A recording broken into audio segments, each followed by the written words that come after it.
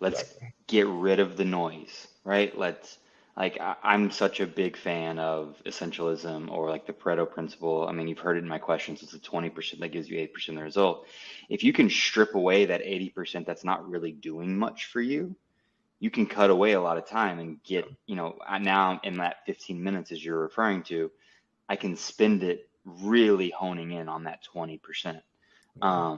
And I may even have time to spare and I can spend it on another couple peripheral things if I want to. But it's spending that time up front of understanding that everything doesn't matter. In fact, a large majority of things don't move the needle for Exactly. many people at all.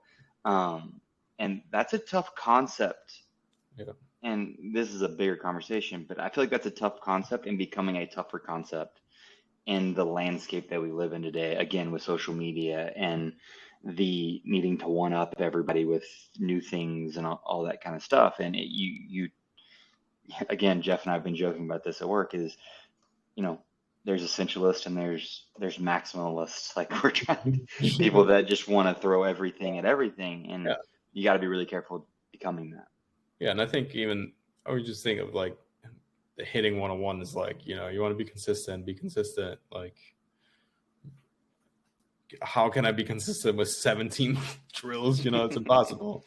Like, if I can do three things and I know exactly what it looks like to execute it well, I can probably stick to that for a long time and I can carry on to those feels and, those movements.